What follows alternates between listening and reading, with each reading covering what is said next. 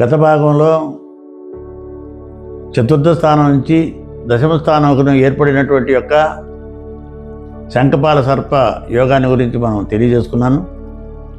ఇప్పుడు ప్రస్తుతం మనం పంచమ స్థానం నుంచి 11వ స్థానానికి, పంచమ స్థానంలో రాహు ఉండి 11వ స్థానంలో కేతు గారు ఉన్నట్లయితే ఆ యొక్క సమయాన్ని పద్మకాల సర్పయోగం అని అంటారు.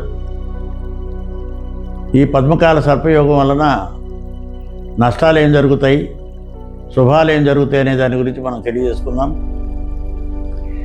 ఈ పంచమ స్థానంలో ఎప్పుడైతే రాహు ఉంటాడో మొట్టమొదటిగా సంతానానికి విరోధం కలుగుతుంది. సంతానానికి చాలా కష్టపడాల్సిన పరిస్థితి వస్తుంది. ధనానికి చాలా కష్టపడాల్సి వస్తుంది. చదువుని గురించి చాలా కష్టపడాల్సి వస్తుంది. సరైనటువంటి యొక్క చదువుకు తగ్గ ఉద్యోగం దొరకకుండా చాలా కష్టాలు పడాల్సిన పరిస్థితి. ఎందుకంటే పంచమ స్థానం అనేది ధనస్థానం, విద్యాస్థానం, ఉద్యోగస్థానం, సంతాన భావం ఇవన్నీ కూడా 5వ స్థానంలో ఉంటాయి. ఆ 5వ స్థానంలోనే రాహు ఉన్నాడు అనుకోండి, ఏదైతే మనకు శుభాలు జరగాలో అవన్నీ కూడా మనకి మైనస్ అయిపోతూ ఉంటాయి. ఆ తర్వాత 6వ స్థానం నుంచి 12వ స్థానం వరకు కూడా ఏదైతే రాహు 6వ స్థానంలో ఉండి 12వ స్థానంలో కానీ కేతు కానీ ఉన్నట్లయితే దాన్ని మహాపద్మకాల సర్పయోగం అంటారు. దాన్ని మహాపద్మకాల సర్పయోగం. ఈ పద్మకాల సర్పయోగంలో దాన్ని విక్రమస్థానంగా భావించి పాపగ్రహమైనటువంటి యొక్క రాహు 6వ స్థానంలో కానీ ఉంటే అది విక్రమస్థానంగా పరిగణించి కొన్ని యోగాల్ని కలగజేస్తాడు. 12వ స్థానంలో ఉన్న కేతువు భక్తి వైపు, జీవిత వైరాగ్యం వైపు తీసుకెళ్తూ న్యాయమైన, ధర్మమైనటువంటి జీవిత విధానాలకు తోడుగా ఈ రాహుకేతులు మనకు ఉపయోగపడతారు. ఇది ఒక రకంగా మంచి యోగమే అనాలి, మహాపద్మకాల సర్పయోగం అని. అదేవిధంగా 7వ స్థానం నుండి లగ్నం వరకు, అంటే 7వ స్థానం మనకుండి 7వ స్థానంలో రాహు ఉండి మన లగ్నంలో కానీ కేతు కానీ ఉంటే ఇక ఇక్కడి నుంచి అపసవ్యకాల సర్పయోగం అని అంటారు.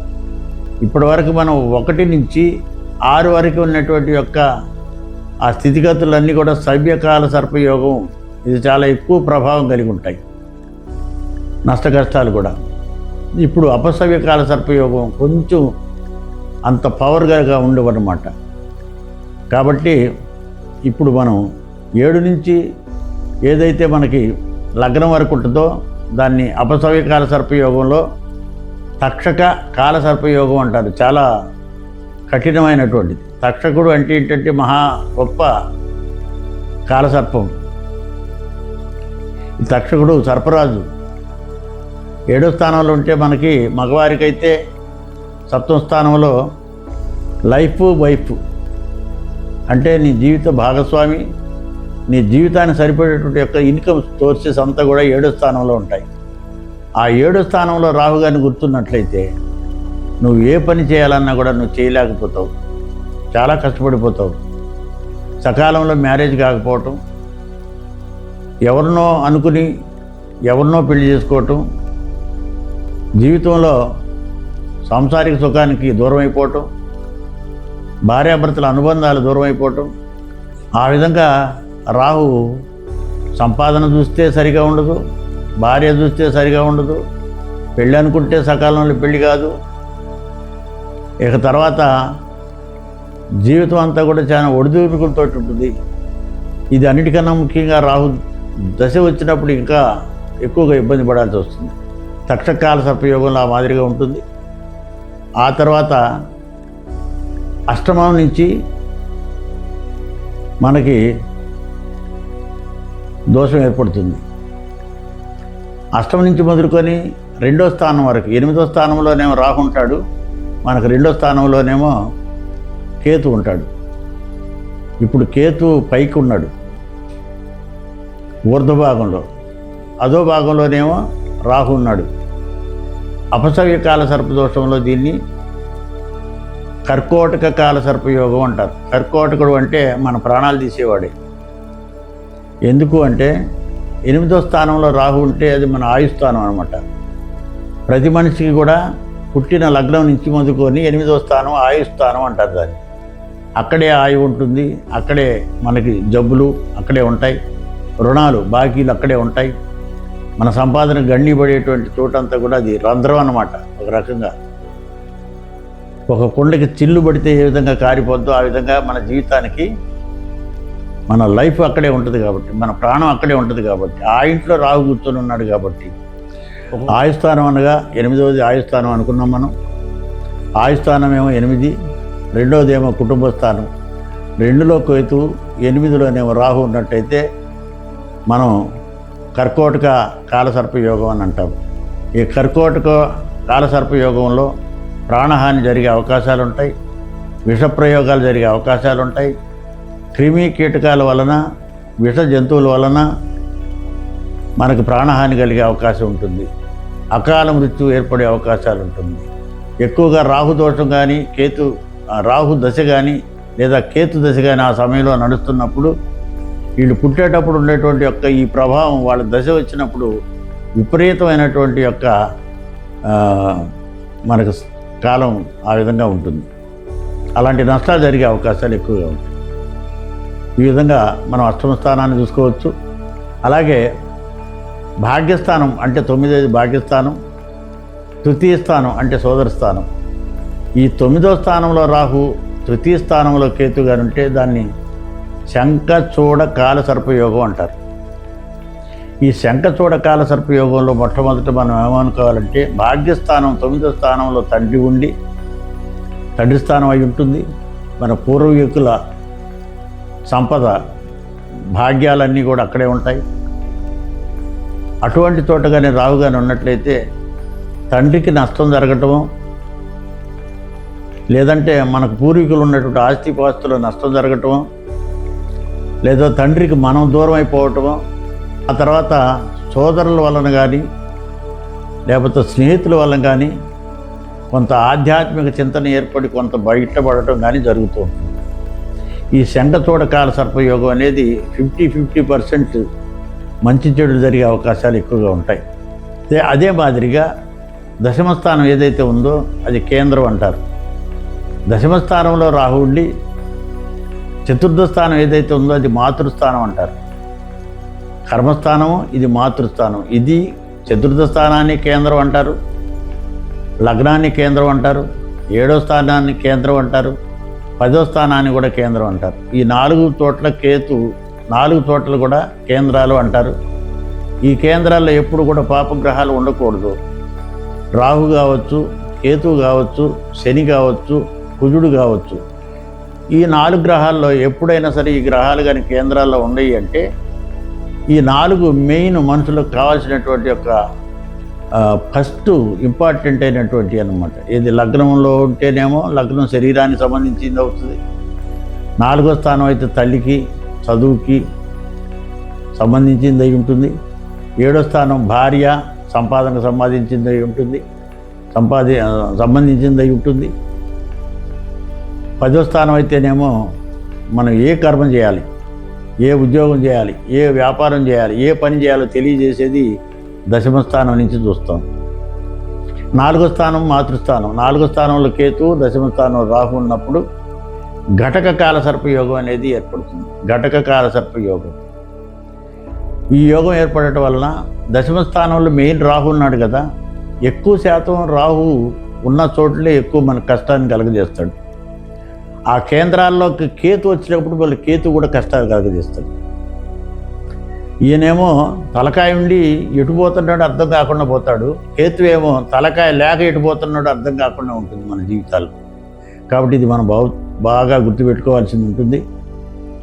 ఇది ఘటక కాల సర్పయోగం అంటారు. దీనివలన ఎంత చదివినా చదువుకు తగ్గ ఉద్యోగం రాకపోవటం, ఏ వ్యాపారం చేసినా కలిసి రాకపోవటం, ఎంత పెట్టుబడి పెట్టినా కూడా ఇవన్నీ నిష్ప్రయోజనం అయిపోవటం, ఊరు వదిలి బయటికి వెళ్ళిపోవటం, స్వదేశాల్లో కాకుండా విదేశాల్లో ఎక్కువగా ప్రయాణం చేయటం, విదేశాల్లో స్థిరంగా నిలబడటం, ఎక్కువ శాతం విదేశాలకు కారకుడు రాహు అవుతాడు. స్వదేశాన్ని వదిలిపెట్టడానికి రాహు కారకుడు అవుతాడు. ఇల్లును వదిలిపెట్టడానికి రాహు కారకుడు అవుతాడు. ఈ రాహు కానీ కేతు కానీ చతుర్థం కానీ దశమంలో కానీ ఎవరున్నా సరే వారు తప్పనిసరిగా విదేశాలు వెళ్తారు. ఒకప్పుడు విదేశం పోవటం అనేది దురదృష్టం అనేది ఈరోజు కాలమాన ప్రకారంగా కాల మార్పుల వలన విదేశం అనేది ఒక ఫ్యాషనబుల్గా అయిపోయింది. విదేశం పోవటం చాలా మంచిది అంటారు. కానీ వైదికపరమైనటువంటిది సనాతన ధర్మం ఏం చెప్తుందంటే, సముద్రాలు దాటి ఎవరైతే పులిమార దాటి ఊరు దాటిపోతే ఎంత దోషమో, ఈ సప్త సముద్రాలు దాటి బయటికి వెళ్ళిన వాడు కూడా దోషపూరితమైనటువంటి వాడే అని చెప్పి శాస్త్రం చెప్తుంది. కాబట్టి అది దృష్టిలో పెట్టుకున్నట్లయితే ఒక రకంగా బయటకు పోవటం అనేది మనకి ఇక్కడ కానీ మంచి మన వస్తువు ఖరీదైంది, ఇది మన వస్తువుకి విలువ కలిగి ఉంటే ఆ వస్తువు గొప్పదైతే ఆ ఊర్లోనే అమ్ముడుపోద్ది కదయ్యా, బయట ఊరి దాకా ఎందుకు అనేటువంటి ఒక సామెత మనం పెద్దల ద్వారా వింటూ ఉంటాం. అంటే ఇక్కడ పనికి రాకపోతేనే బయటకు పోతారు. కానీ ఈ రోజున పనికి వచ్చేవాళ్ళు కూడా బయటకు పోతున్నారు. అంటే వారి విద్యను బయట ప్రదర్శించి దాన్ని సరైనటువంటి యొక్క పద్ధతిలో డబ్బు సంపాదించాలనేటువంటి వ్యామోహంతో దేశాన్ని, ఇంటిలో ఉన్నవారిని, మన బంధువుల్ని, మన నాగరికతని అంతా కూడా వదిలిపెట్టి బయట దేశాలకు పోయి అక్కడ డబ్బు కోసం అనేకమైనటువంటి బాధలు పడేవాళ్ళు ఉన్నారు. అవన్నీ మర్చిపోయి సుఖపడేవాళ్ళు కూడా ఉన్నారు. అది వేరే విషయం. కానీ ఇప్పుడు మనం యొక్క కాలసర్పయోగాన్ని గురించి తెలియజేసుకుంటున్నాం కాబట్టి దశమం నుంచి చతుర్థం వరకు ఉండేటువంటి దాన్ని ఘటక కాలసర్పయోగం అంటారు. అదేవిధంగా 11వ స్థానం ఏదైతే ఉందో లాభస్థానం అని, పంచమ స్థానం ఏదైతే ఉందో దాన్ని పుత్రస్థానం అని అంటారు.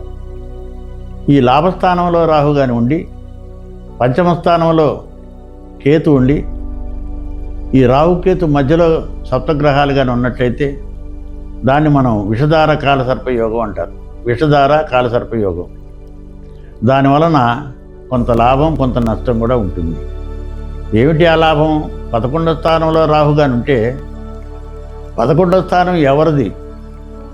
సూర్యస్థానమా, చంద్రస్థానమా, కుజస్థానమా, బుధస్థానమా, గురుస్థానమా, శుక్రస్థానమా, శనిస్థానమా? ఆ స్థానాల్లో ఈయన ఉన్నాడు కాబట్టి వారిచ్చే ఫలితాన్ని ఈయన ఇస్తాడనమాట. అంటే మనకు లాభమే చేస్తాడు, నష్టం మాత్రం చేయడు. మరి అదే సమయంలో పంచమ స్థానంలో కేతు ఉన్నాడు కదా. కేతు ధనస్థానంలో ఉన్నట్లెక్క, సంతాన స్థానంలో ఉన్నట్లెక్క. ఒకవేళ వాళ్ళ పూర్వీకులు మంచివారై వారు దాన ధర్మాలు చేసి భక్తి కలిగి ఉండి మంచి సహృదయం కలిగిన వారై ఉండి చక్కటి దేశభక్తి కలిగి దైవభక్తి కలిగి ఉన్నవారైతే వారికి మంచి సంతానం కలిగే అవకాశాలు కేతు ద్వారా ఉంటుంది. ఆ సంతానం ద్వారా అనేకమైన శుభాన్ని, లాభాన్ని కలగజేసే యోగం ఈ యొక్క రాహు కూడా ఇస్తాడు. ఇది 11, 5వ స్థానాల్లో ఉన్నటువంటి యొక్క విషధార కాలసర్పయోగం.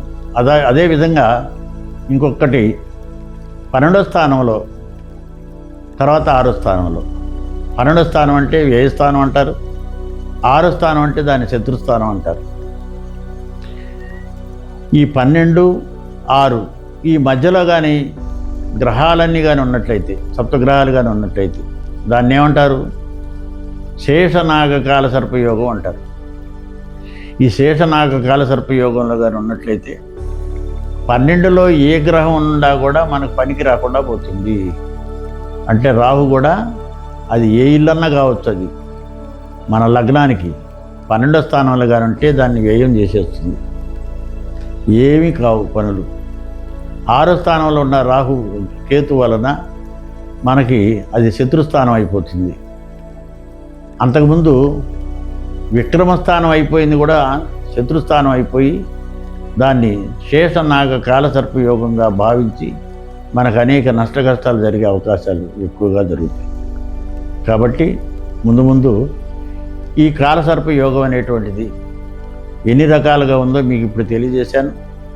ఇదే మాదిరిగా 12 రకాల కాలసర్పయోగాలు, ఒక్కొక్క యోగంలో 12 భాగాలు చేయాలి. మళ్ళీ ప్రథమంలో పెట్టాడా, 2వ దాంట్లోనా, 3వ దాంట్లో, 4వ దాంట్లో ఒక్కొక్క రాశిని మళ్ళీ 12 భాగాలు చేస్తే 12లో 144 రకాలైనటువంటి కాలసర్ప దోషాలు ఉంటాయి. ఈ 144 రాహుకు సంబంధించినటువంటి సవ్యకాల సర్పదోషాలు, అదేవిధంగా మళ్ళీ 12 144 అపసవ్య కాల సర్పదోషాలు, మొత్తం కలిసి మనకి 288 కాల సర్పదోషాలు ఉంటాయి. ఇందులో కొన్ని మనకి బాగా లాభించేయి, కొన్ని నష్టం చేసేయి, ఈ విధంగా మనకి కాలసర్పయోగాలు ఉంటాయి. కాబట్టి ముందు ఈ కాలసర్పయోగం వలన ఎటువంటి కష్టాలు, ఎటువంటి నష్టాలు జరుగుతాయో విపులంగా మనం తెలియజేసుకుందాం. తదుపరి వీడియోలో మీకు ఇవన్నీ కూడా నేను విన్నవించుకుంటాను. అంతవరకు ఈ యొక్క రాహుకేతుల యొక్క మంగళాశాసనాలు పలుకుతూ ఓం కయాన చిత్రా భూతోతి సదావృత సఖా కయా సశిష్టయావృతా ఆయంగో పృష్టిరక్రమీత సనన్మాతరం పునః పితరంతు ప్రయంతు వః నమో అస్తు సర్పేభ్యో ఏకే చ పృథివీ మనో ఏ అంతరిక్షే దివితేభ్యో సర్పేభ్యో నమః. ఓం శ్రీరాహవే నమః. ఓం కేతుం కృణన్న కేతవేపేషో మర్య అపేష శేషం చద్భీరజాయతాం బ్రహ్మ దేవాన పదవి కవినాంషి ప్రాణాం మైషో మృగాణాం సేనో గృద్రాణాగం సజేతిర్వనానాగం సోమః పవిత్రమధ్యేతి రేభన్ సచిత్రా చిత్రక్షత్ర చిత్రతమావయోధం చంద్రమదయం పురువీరం బృహంతం చంద్రచంద్రావి గుణతే యువ స్వః. ఓం శ్రీకేతవే నమః. ఓం నమో అస్తు సర్పేభ్యో ఏకే చ పృథివీ మనో ఏ అంతరిక్షే దివితేభ్యో సర్పేభ్యో నమః. ప్రేక్షక మహాశయులందరూ కూడా నమస్కారాలు తెలియజేస్తూ ఇంతటితో స్వస్తి పలుకుతూ జై హింద్.